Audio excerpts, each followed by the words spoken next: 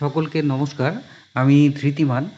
আজকে চতুর্থ দিনের ক্লাসটা নিয়ে তোমাদের সঙ্গে হাজির হয়েছি। তো প্রথমেই দেখতে পাচ্ছ যে এখানে আমি রুলটাকে কোন ডাইরেকশনে ধরবো এবং বেশ কিছু ছবি কিন্তু এখানে আঁকা রয়েছে। চতুর্ভুজ, একটা পিরামিড এবং একটা বৃত্ত কিন্তু আঁকা রয়েছে।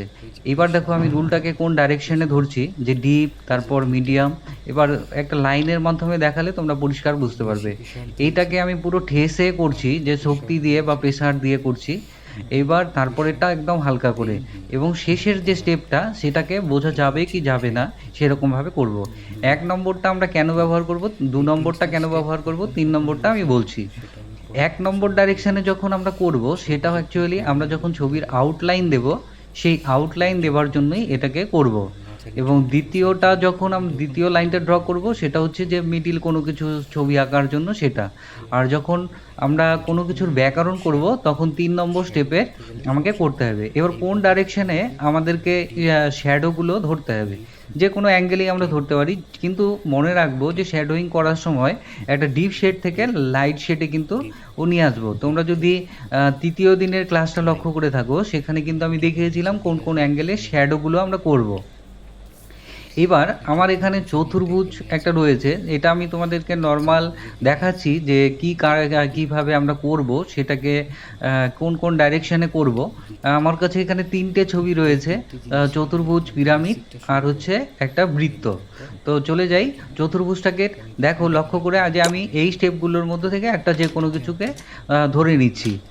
তো প্রথমেই চতুর্ভুজটাকে ধরছি, যে ডিপ করে, অর্থাৎ রুলটাকে আমি এখানে ইউজ করেছি 12B।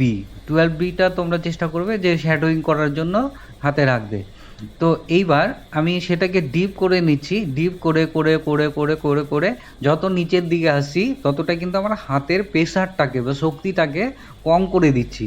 তো কম করে এই কারণেই দিচ্ছি যে আমার ছবির টেক্সচারটাকে, অর্থাৎ ছবির আউটলাইন বা যেটাকে ভিউটাকে বলো, সেই ভিউটা কিন্তু আমার সুন্দর রাখতে হবে। দেখো লক্ষ্য করে যে আমি ওপর থেকে যখন নিচের দিকে নিয়ে আসলাম, তখন ধীরে ধীরে ধীরে হালকা করে মিশে গেল।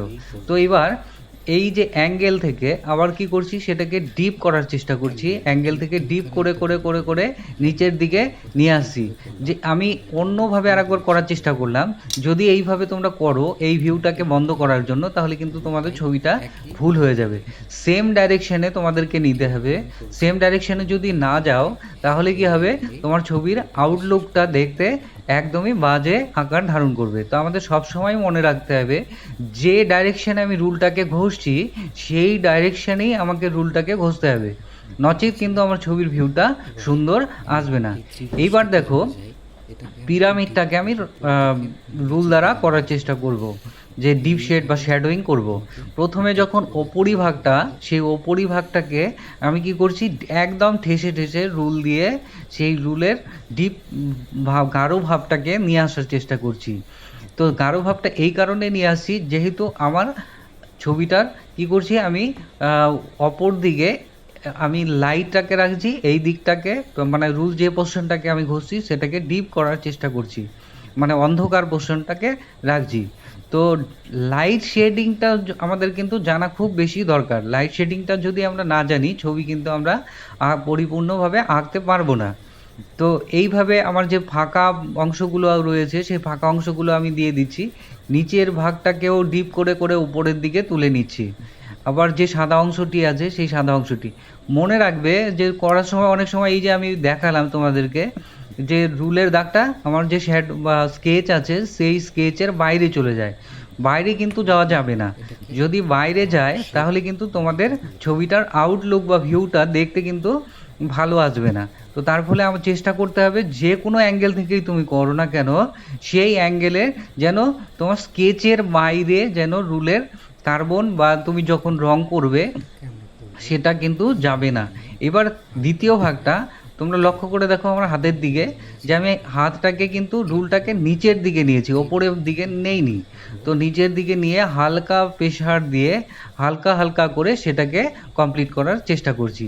এই কারণেই হালকা হালকা করলাম, যেহেতু আমার বা অপোজিট সাইডটা হচ্ছে আমার ডিপ থাকছে, আর এই দিকে আমি কি করছি, যেহেতু আমার ডিপ সাইডেই আমি সেটাকে ছায়া রাখছি। প্রত্যেকটা ছবির কি হবে, ছায়া কিন্তু অবশ্যই তোমাদেরকে দিতে হবে, এবং ছায়াটা সেই ডাইরেকশনে দিতে হবে যেখানে গাঢ় পোর্শনটা বা ডিপ টোনটা তুমি রাখছো, এবং আলোর অপোজিট সাইডে তোমাকে কিন্তু ছায়া রাখতে হবে। যদি তোমরা ছায়া না রাখো তাহলে কি হবে, যে ছবিটা মনেই হবে না, এবং ছবি পুরোপুরি ভুল হবে, ছবি ডেফিনেশনই আসবে না। এবার বৃত্তটাকে আমি করব। প্রথমেই দেখো যে আমি তিনটে পোর্শন বা তিনটে লেয়ার এখানে দিয়ে রেখেছি। একটি হচ্ছে গোল, তারপর একটি অর্ধবৃত্ত মতন, এবং নিচে বৃত্তটাকে এই কারণে দেখাচ্ছি যে সেম ডাইরেকশনে তোমরা কিভাবে করবে। নিচের লেয়ারটাকে আমি ডিপ রাখবো, আর পরেরগুলো যে হালকা করে, যেটা আমি রুলটাকে হাতের নিচে রেখেছি, উপরিভাগে রাখিনি। এইবার যেহেতু আমার উজ্জ্বল আলো যেই পোর্শনটা আমি রাখবো, সেই পোর্শনটাও আমার ঢেকে গেল। তো ঢেকে গেল, কোনো অসুবিধা নেই। আমি কি করছি, আবার রাবার দিয়ে সেটাকে ওই রাবার দিয়ে সেই পোর্শনটাকে মুছে ফেলবো। তো একটা ব্রাশ বা তুলি দ্বারা আমি এখানে নিয়েছি, যেটাকে আমার এই জায়গাটা কমপ্লিট করার জন্য বা পরিষ্কার করার জন্য, এবং রাবার দিয়ে দেখো তোমরা যে আমি ওই ভিউটাকে, আর নিচের যে ভিউটা আছে সেইটাকে একবারে গাঢ়, যতটা তোমার মানে প্রেশার দিতে পারো সেই প্রেশার দিয়ে বা শক্তি খাটিয়ে তোমাকে সেই গাঢ় ভাবটা তোমাকে ছবিতে কিন্তু দিতে হবে। কারণ যদি তুমি যতটা গাঢ় করতে পারবে, তোমার ছবির ভিউটা বা আউটলুকটা দেখতে তত বেশি সুন্দর, বা বেশি সুন্দর তোমরা কিন্তু সেখানে দেখতে পারবে।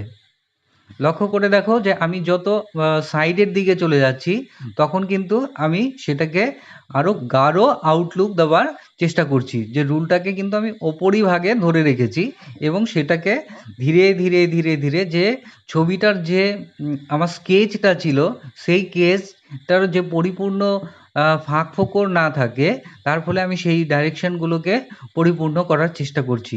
যে এই কারণেই যে সেম ডাইরেকশনে যদি আমি রাখি, তাহলে আমার ছবিটার আউটলুক বা ভিউটা কিন্তু একদমই সুন্দর আসবে না। বুঝতে পেরেছো? তো আশা করি যে তোমরা এই ছবিটা দেখে বুঝতে পারছো যে লাইটটাকে আমি কিভাবে রাখছি। হাইলাইট এটাকে বলছি, যে একদম অতি উজ্জ্বল আলো, সেই উজ্জ্বল আলোটা কিন্তু অবশ্যই তোমাদেরকে দিতে হবে, এবং নিচের পোর্শনটাকে আমি ডিপ রাখার চেষ্টা করছি। তো নিচের পোর্শনটা আমি ডিপ রাখছি, এবং পেছনের ডাইরেকশনে আমি দিয়ে দিচ্ছি কি, ছায়াটাকে রাখছি। প্রত্যেকটা বস্তুরই কিন্তু ছায়া অবশ্যই হবে। ছায়া যদি না রাখো তাহলে তোমাদের সেই ছবি হবে না। এইবার এই যে ডাইরেকশনগুলো, সেম ডাইরেকশনেই তোমাকে কিন্তু আজকে চতুর্থ দিনের মূল জিনিসগুলো করার আগে তোমাকে এই জিনিসগুলো কিন্তু ভালো করে প্র্যাকটিস করে নিতে হবে। যদি তোমরা এই প্র্যাকটিসগুলো না করো, তাহলে পরিপূর্ণ একটা শেডিং বা শ্যাডো তোমরা কিন্তু করতে পারবে না। আমি আগের থেকেই একটা ছবি এঁকে রেখেছি। এই ছবিটা যে না হলে ক্লাসটা অনেক বড় লেন্দি হয়ে যায়, তো তার ফলে এখানে কিছু আমি রেখেছি ছোট ছোট ভিউগুলো, যে তিনটে ডাইরেকশন, এই কারণেই যে ছবিটাকে তোমাদেরকে পরিপূর্ণভাবে বোঝাবার জন্য। একটি আপেল রেখেছি এখানে, তার পাশাপাশি এখানে একটি পেঁপে রেখেছি, এবং খুব ছোট ছোট যে শ্যাডোয়িংগুলো কিভাবে করতে হয় সেটা বুঝবার জন্য আমি এখানে একটা আঙ্গুর আগে থেকে এঁকে রেখেছি। যে এই কারণেই এঁকে রেখেছি যে তোমরা প্রত্যেকটা ছবির যে ভিউগুলো কিভাবে তোমরা শ্যাডো করবে, সেই শ্যাডোগুলো তোমরা আগে এর ক্লাসগুলোতে যদি লক্ষ্য করো যে কিভাবে স্কেচ করতে হয়, আমি কিছু কিছু ধরে দিয়েছি। তো এগুলো প্র্যাকটিস, ছবি আঁকা হচ্ছে প্র্যাকটিস। যে যত বেশি প্র্যাকটিস করবে সে কিন্তু ততটা শিখতে পারবে। প্রথমে আমাকে ছবি আঁকার আগে ঠিক করে নিতে হবে কোন ডাইরেকশনে লাইট থাকবে, আলো থাকবে, এবং কোন ডাইরেকশনে আমার ডিপ বা গাঢ় ভাবটা থাকবে। তো সেই ডাইরেকশনগুলো আমাকে ফার্স্ট কি করতে হবে, ঠিক করে নিতে হবে। আমি দেখো সেকেন্ড টোনটাকে এখানে ইউজ করার চেষ্টা করছি, যে সেকেন্ড টোনটাকে হালকা করে, এখানে বেশি ডিপ করছি না। আবার এখানে যে আমি একদম লাইট করে ছেড়ে দিচ্ছি সেরকমটাও নয়।